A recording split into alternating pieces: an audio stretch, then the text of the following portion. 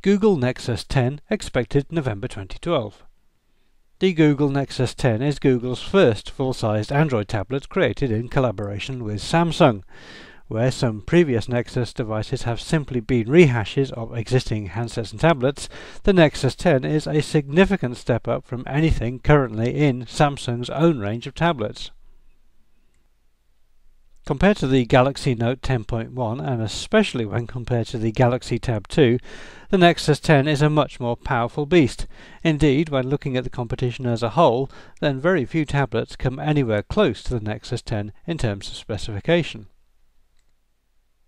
Perhaps the best feature of the Nexus 10 is the display, a 10-inch 2560 by 1600 pixel panel that boasts 300 dots per inch, making it the highest resolution display on any production tablet according to Samsung, and it has an even higher pixel density than the Retina display on the current iPad. Inside is a 1.7 GHz dual-core processor with a generous 2 GB of RAM. Internal memory is 16 GB or 32 GB of non-expandable flash memory. On the back is a 5 megapixel camera with a 1.9 megapixel sub-camera on the front for video calls. The Nexus 10 is capable of 1080p HD video recording and playback at 30 frames per second. This is a Wi-Fi only device, but it does support MIMO connectivity, which should boost wireless network speeds. Despite being tethered to a Wi-Fi network, the Nexus 10 does boast a full set of sensors, including GPS, GLONASS, a gyroscope, barometer, digital compass and accelerometer, and the Nexus 10 also has dual-sided NFC support. If you have an Android smartphone, then you should be able to tether the Nexus 10 to that fairly easily. The Nexus 10 also has Bluetooth 3.0 support, a micro USB connector and a micro HDMI port for video. The operating system is Android 4.2, which retains the Jelly Bean moniker from the previous version. One very neat feature is that the Nexus 10 supports multiple user profiles, although to be honest it's surprising that it's taken so long.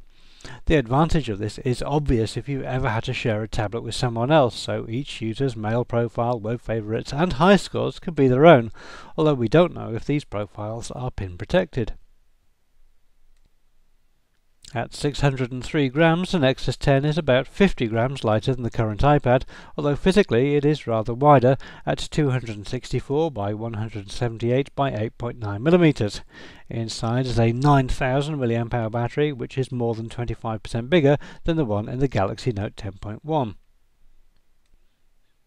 Overall, the hardware is certainly competitive with the current iPad, but the key factor here is price. The cheapest model with 16 GB of storage is just $399 in the US compared to $499 for the iPad, 25% cheaper. In the US it's a similar story, with the Nexus 10 being 25% cheaper than the iPad at £319 for the 16 GB model and £389 for the 32 GB model.